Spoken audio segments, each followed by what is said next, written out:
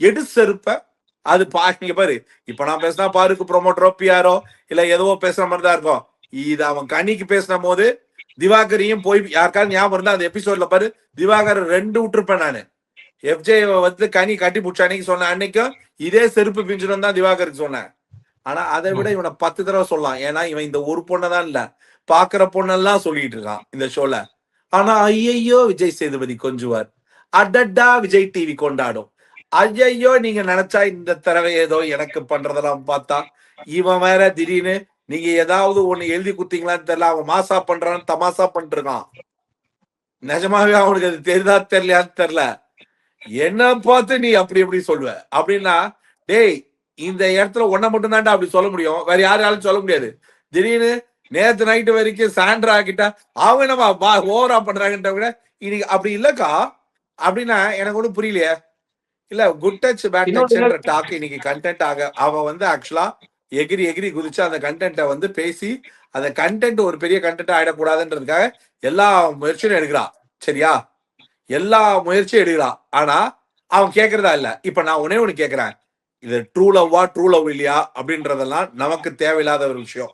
ஆனா இதுல லவ் இல்லைன்னா என் செல்ஃப் ரெஸ்பெக்டுக்கு ஒரு பங்கம்னா செவில பேத்துருவேன்னு சொல்லக்கூடியதுல 100 மடங்கு ரோஷக்காரி பாரு. இப்ப இதுல லவ் இருக்கு இல்லைன்றது ஒதுக்கி வை, அவன் செல்ஃப் ரெஸ்பெக்ட பயங்கரமா தூண்டுறான்.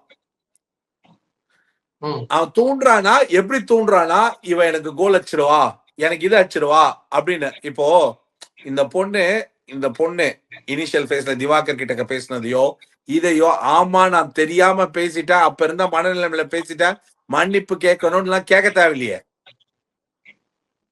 டேய் துஷாரு கிட்ட துஷார் வந்து இவ துஷார் மேல இருந்த ஃபீலிங்ஸ்னு ஒருத்தி உனக்கு காமிச்சா பாரு.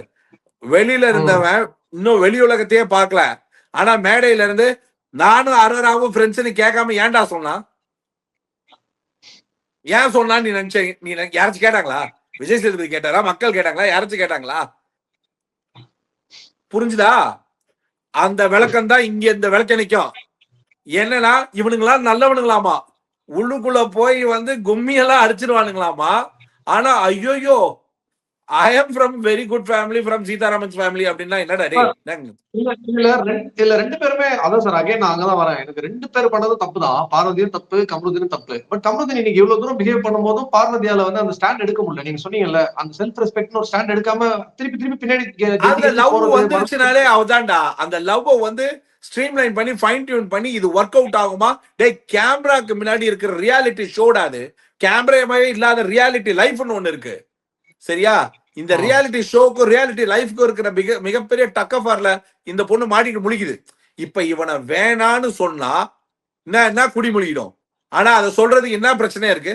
இப்ப உன வேணான்னு சொன்னா பாத்தியா கமருதீனை எப்படி யூஸ் பண்ணிட்டு தூக்கி போட்டான்னு எவனாச்சும் ஒருத்தர் சொல்ல முடியுமாடா? கமருதீனை யூஸ் பண்ணி இந்த ஷோல என்னடா கண்டுபிடிச்சிட முடியும்?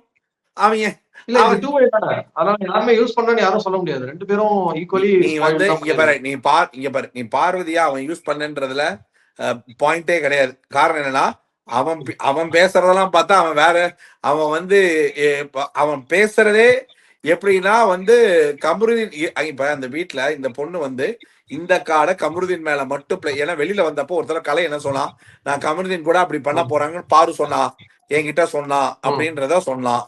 உள்ளுக்குள்ள அவளும் ஒவ்வொரு இடத்துல ஒவ்வொரு மாதிரி மூட் ஸ்விங்ல மாத்தி சொன்னா. எல்லாமே கரெக்ட். ஒரு பாயிண்ட்டுக்கு அப்புறம் எல்லாராலையுமே ஃபீல் பண்ண முடிஞ்சது, இவ இந்த அட்டாச்மெண்ட் அண்ட் இந்த பொசசிவ் ஆர் இந்த கைண்ட் ஆஃப் அ பிஹேவியரை கமருதீன் மேல ஒரு லெவலை விட கொஞ்சம் அதிகமா காமிச்சு எக்ஸ்போஸ் பண்ணி தான் பண்றான்றத ரொம்ப பகிரங்கமா சரண்டரும் பண்ணிட்டான். சரியா, நீ இன்னைக்கு மைக்க தெளிவா வச்சுக்கிட்டு அது என்னமோ பேக் டச்ன்னு சொன்னியாமேன்றதுக்கு முன்னாடி மண்ணாங்கட்டிய மைக்க தூக்கிட்டு வானா கிடுகிடுன்னு தூக்கிட்டு ஏன்னா நாய் குலைச்சு வெளில வந்து மார்கழிக்கு டாகினி நீ என்ன வேணாலும் பேசுவேன். நீ எனக்கு ஒண்ணுமே புரியல. அன்னைக்கு பேசிருக்கணும்டா.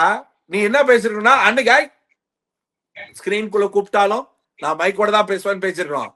என்னமோ கிடுகிடுன்னு போயிட்டு அந்த பொண்ணு பொண்ணை பெத்தவங்க உள்ள வராங்கன்னு பொண்ணுக்கு பயம் இருக்காம பின்ன உன்னை பார்த்தா நீ உனக்கு இப்ப என்ன தெரியுமா ஒரு பெரிய பிளஸ், உன்னை யாரும் கேட்கறதுக்கு ஆள் இல்லைன்றத நீயாவே வந்து பா உனக்கு கேட்கறதுக்கே ஆள் இருந்தா கூட இந்த மாதிரி கேடு கட்டத்தனமா கேட்டுட்டு இருக்கிற உன்னை எவனுமே கேட்காம இந்த ஷோக்குள்ள ரொம்ப நாள் ஓட்டாங்க பாரு.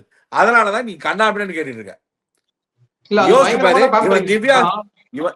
இவன் திவ்யா அதாவது எப்படின்னா திவ்யா இப்ப எனக்கு இதெல்லாம் பேசும்போதுதான் திவ்யா வந்து பாரு வந்து இப்ப என்ன பேசுறான்னா கமருதி என்ன பண்ணலாம், உன் வாயில அந்த ஆயே காக்கா போயிருக்கலாம், தப்பே கிடையாது. என்னமா உன் பிளான் இது? இல்ல என்ன உன் பிரெயின் இது? கமருதீன் கமருதில பாரு வந்து டிஃபரெண்டா எக்ஸ்போஸ் பண்றான்னு சொல்ற. என்ன கரும லாஜிக் இது? சார் இல்ல அதுக்கப்புறம் வருவோம் இருங்க. அதுல நானும் ஒரு பாயிண்ட் வச்சிருக்கேன். பட் இப்போதைக்கு கமருதீன் பத்தி பார்க்கும்போது ரொம்ப சேனல் வந்து பேம்பரிங் பண்ணிருக்காங்க. அதாவது நீங்க சொன்னதுதான், சாண்ட்ரா வந்து என்ன யாரும் எதுவும் கேட்ட முடியாதுன்னு ஒரு தைரியம் இருந்ததுல, அதே அளவு தைரியம் கமருதீனுக்கு இருக்கு. ஏன்னா முதல்ல இருந்தே பேம்பர் பண்ணி கொண்டு வந்திருக்காங்க. ஈவன் சபரிய ஒரு வாரம் ரோஸ் பண்ணாங்க. சபரி வந்து பிரேக் டவுன் ஆகி அழுற அளவுக்கு போனாரு. ஆனா கமருதீன் அந்த மாதிரி எந்த இடத்துலயுமே பண்ணல. அந்த இடம் கொடுத்ததுதான் இந்த அளவுக்கு ஆட வைக்கணும்.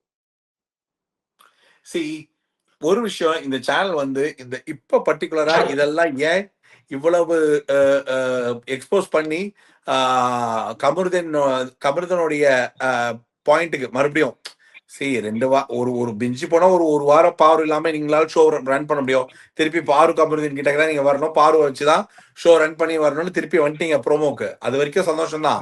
ஆனா மேட்ரு என்னன்னா, நான் என்னுடைய பேஸ் பாயிண்ட் இதுதான், உங்களுக்கு பாரு இல்லாம ஷோ பண்ணி காட்டுங்கன்னு சொல்றேன். பாரு எமோஷன்ஸ்ல ஷோ பண்ணீங்க, பாரு சண்டையில ஷோ பண்ணீங்க, பாரு ஃபன்ல ஷோ பண்ணீங்க, பாரு அக்கிரமத்துல ஷோ பண்ணிட்டீங்க. எல்லா ப்ரோமோஸும் எல்லா ஷோவையும் வாரம் காப்பாத்திட்டு வந்த பாரு இப்ப பண்ணிக்கிட்டு இருக்கிறது ஒன்லி ஃபார் மம்மி. சரியா? மம்மிய பார்த்தா பொம்மணுன்றது வரலாறு மகனே, அது இப்ப இல்ல. சரியா? அப்படி இருக்கிற பொம்மனது தான். ஆனா பாரு பயந்தெல்லாம் போயெல்லாம் பண்ணல. அதையும் முழுக்க நம்புற ஆள் நானும் இல்ல. ஆனா ஒரு விஷயம் என்னன்னா, பாரு அதோடைய காஷனை திருப்பி ரீவைண்ட் பண்ணி அவங்க அம்மா கிட்ட, அம்மா இது சம்பந்தமா எதுவும் பெருசா ரியாக்ட் பண்ணி இங்க சீன் ஆக்கிடாதன்றத வெவ்வேறு விதமா ஒரு பதிவுகளா கொண்டு வராளோன்னு எனக்கு ஒண்ணு தோணுது. உனக்கு ஒண்ணு தோணும், உனக்கு நான் பண்ணது தப்பா கூட தோணி இருக்கலாம், இல்ல உனக்கு நான் பண்ணதுல வந்து உடன்பாடு கூட இல்லாம இருக்கலாம், இல்ல முரண்பட்டிருக்கலாம். ஆனா வாட்ஸோ எவர் நம்ம இத வந்து பேச வேண்டிய இடத்த நான் உனக்கு எக்ஸ்பிளைன் பண்றேன்றத அவ திருப்பி ரீரிஜிஸ்டர் பண்ணிக்கிட்டே இருக்கா. அது ஒர்க் அவுட் ஆகுது ஆகல இல்ல வரப்போற அம்மாவுக்கு இப்பயே ஹிண்ட்ஸ் கொடுத்த மாதிரி தான் இருக்கு. நான் எங்க அம்மா கிட்ட எக்ஸ்பிளைன் பண்ணிக்கிறேன், ஷி வில் அண்டர்ஸ்டாண்ட் அப்படின்னு திருப்பி ஒரு மாதிரி ரெஜிஸ்டர் பண்ற மாதிரி தான் இருக்கு. ஆமா, அதுதான் நடக்குதும் கூட. ஆனா நான் என்ன சொல்றேன், இப்ப கமருதீன் இன்னைக்கு பைத்தியகாரத்தனமா ஒண்ணு சொல்றான் பாரு. அதாவது எப்படின்னா, அது எப்படி உங்க அம்மாவுக்கு மட்டும் 24 அவ ஒண்ணும் பண்ணல.